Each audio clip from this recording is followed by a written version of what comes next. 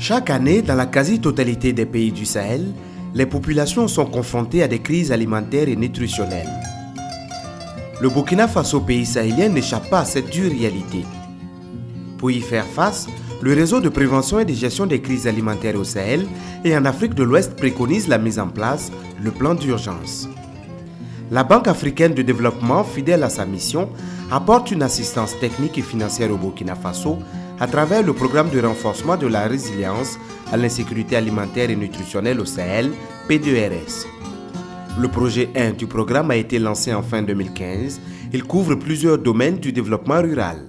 La composante 1 qui est chargée de renforcer vraiment les infrastructures en milieu rural, la composante 2 qui est chargée de développer les chaînes de valeur et disons les marchés, et la composante 3 qui est une composante de gestion du projet.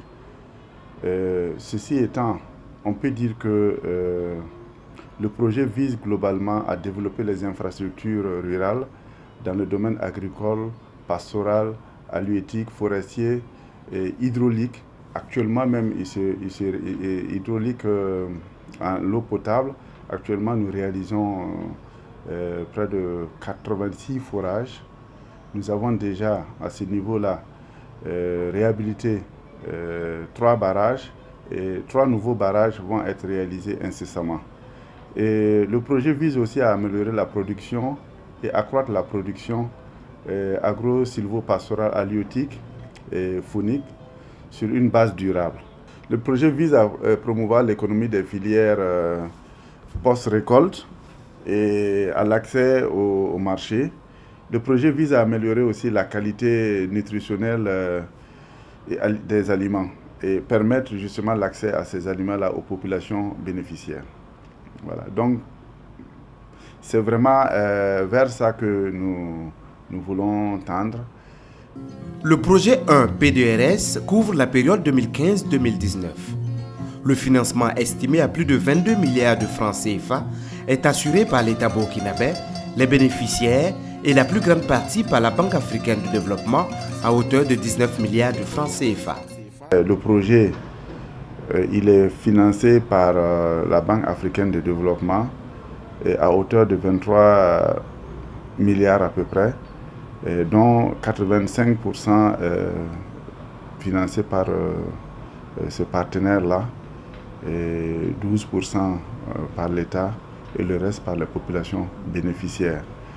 Et dans l'enveloppe globale du projet, nous pouvons dire que 72% est consacré justement à la composante 1 qui vise le développement des infrastructures. Le gouvernement du Burkina Faso accueille avec satisfaction ce projet qui entend apporter des solutions concrètes pour réduire efficacement la pauvreté en milieu rural. Dès la première année de sa mise en œuvre, 3 barrages sont réhabilités. À Zourmakita, dans la commune de Gombosougou, région du centre-sud, l'ouvrage hydro-agricole et réhabilité fait pousser un ouf de soulagement à la population. Le barrage de Saria dans le Boulkemdé a lui aussi connu une retouche. En témoignent la nouvelle digue et le déversoir. Le barrage de Bani a beaucoup souffert de nombreuses dégradations.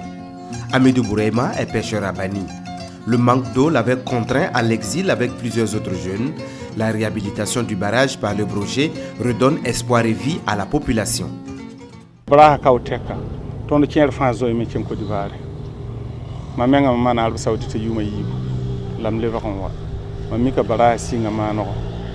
Amenga mamsula nova mamle mwache bara tumpoha songwa ni bamba ni tuma bara ta moha ko macheme moha mambola nyamne bataba ti utalam zima wane ti bamme wa nya tondo ti takani uta fende uta bamba na wane zima ni toni nyina anam baw filera mame wane anam forma zen damba ni nyawada zima anam manafa Barasi hinda kamalge ya nanguni tontenga sabu fo hanken kulga fo toy man lera nasen kapama fo tura kataye tis ning hinda be shurjuga nyammenga han yi kanan ken wado nyam nan gesi no gobaga han lo tenga bil fi mi kada meti e mangi tisa fa kime ko barasi hin ka nyinga nyin kiti tisa fa ki kooma faa loogame waka ninga tẽng pʋgẽ ka ka tõe n paam koom ye sãn fo bao sɛd t'a n dɩk n kẽng wutg rɩɩbe been n kɩt ne koom bɩ tʋg n yõng beene tõnd dat tʋm pa taa projet rãmba tõnd pɛgda wẽnde la d pɛgda projet taoor saba la d pɛgda gouvernement Burkina yaa bãmb n yɩ sabab tɩ projet wa ka n malge tɩ tõnd paama vɩɩm sab yaa koom la vɩɩm. L'ambition du projet est plus grande. Il est prévu en 2017 le démarrage de tous les chantiers d'aménagement de 200 hectares de périmètre irrigué, 1000 hectares de bas-fonds et 110 hectares de périmètre maraîcher avec en prime une formation pratique en agriculture comme dans ce champ expérimental de sésame à Nouna.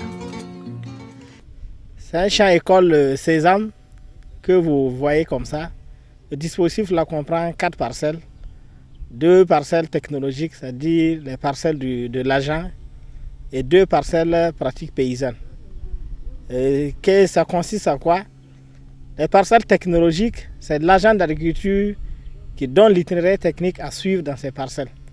Et quant aux parcelles paysannes, les producteurs font ce qu'eux, ils ont l'habitude de faire dans leurs parcelles. Donc, on veut montrer aux paysans en France, là, il y a beaucoup d'avantages. D'abord, c'est le semis du sésame.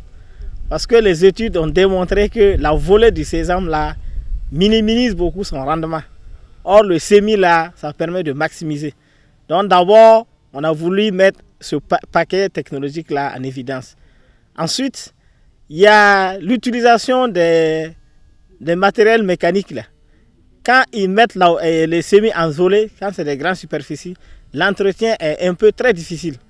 Autant quand ils arrivent à faire des semis en ligne, avec des animaux de trait, ils peuvent exécuter certaines opérations. Les applications d'engrais, tout paraît un peu facile. Les récoltes issues des champs connaîtront désormais une meilleure conservation. P1P2RS y a pensé en construisant des magasins de stockage, 9 au total d'une capacité chacun de 250 tonnes. Des magasins de warrentage sont aussi réalisés, ainsi que des boutiques de commerce comme ici à Nouna, grande zone de production du sésame. Ce bâtiment a été demandé lors des précédentes foires de sésame qu'on a eu à mener ici, au niveau de la province de la Kossi. Et on avait demandé qu'on puisse avoir une maison commerciale pour le sésame. Et c'est ça que la réalisation que nous voyons derrière nous. Nous en sommes très fiers et en tout cas on va bien l'utiliser. En vue d'optimiser la production agricole, les responsables du projet apportent une nouvelle technologie qui permet d'avoir des données météorologiques fiables et en temps réel. Plus besoin pour l'agent technique d'agriculture d'utiliser la vieille méthode traditionnelle du pluviomètre. Il faut dire que cette station quand même permet de mesurer 3 composantes. Il y a l'humidité de l'air, la température de l'air et puis la pluviométrie. Il faut dire que c'est beaucoup plus la pluviométrie qui nous intéresse en tant qu'agent d'agriculture. Voilà, où on a besoin de pluie pour les cultures. Oui, bon, ces données, il faut dire quand même, ça permet de mener les opérations culturales.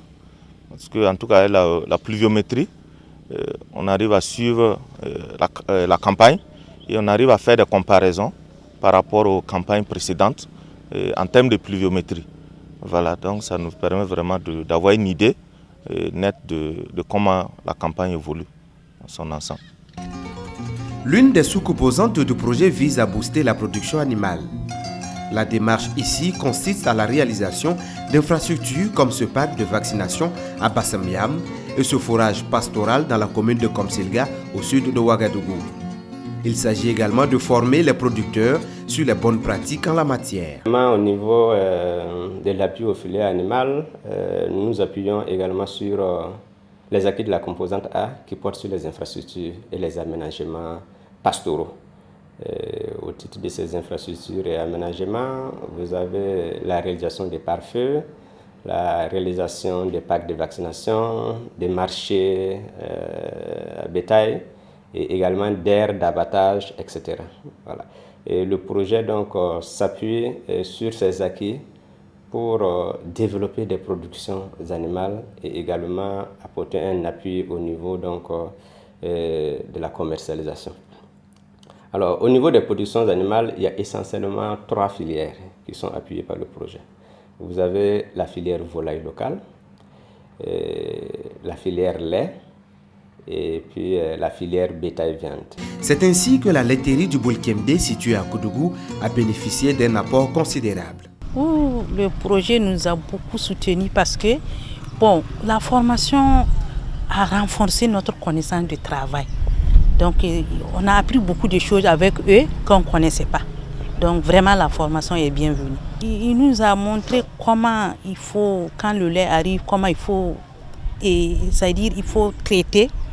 Et il faut aussi des tests pour savoir si le lait est bon ou le lait n'est pas bon, si le lait est mouillé ou le lait est fermenté. Donc tout ça, on nous a appris. Vraiment, il y a beaucoup de changements parce que il y avait des choses qu'on ne connaissait pas. On avait même des matériels qu'il y a un partenaire qui est venu nous donner, on ne connaît pas comment utiliser. À travers cette formation, on nous a montré comment utiliser ces matériels. Donc vraiment, la formation nous a beaucoup aidés. L'accroissement de la production halieutique fait également partie des objectifs visés par le projet PDES. De nombreuses activités sont au programme. La phase de formation des acteurs est bouclée. Il ne reste plus que la réalisation des infrastructures. À ce niveau, il y a d'autre part l'appui donc à la pêche. D'une part l'appui donc à la pêche et d'autre part l'appui donc à la pisciculture. Alors au niveau de la pêche, il est prévu un certain nombre d'ouvrages, dont des débarcadères qui servent beaucoup aux pêcheurs pour donc débarquer les produits de la pêche. Il y a également des formations sur la technologie et les engins de pêche qui ont déjà été utilisés et qui sont adressés aux pêcheurs dans les 6 régions que nous couvrons. Au niveau de l'appui à la pisciculture, il est prévu un certain nombre d'ouvrages. Il s'agit notamment de la réhabilitation des stations piscicoles, notamment à Bazega, à Ziga, à Poix également. Ces réhabilitations prennent en compte des écloseries, et des étangs, des forages à réhabiliter et également un système d'installation solaire. Dans le cadre de la promotion de l'emploi des jeunes et des femmes, 200 jeunes des villages de Zaria au centre-ouest, Zurmakita au centre-sud, Torodo au plateau central et Bané au Sahel ont été formés en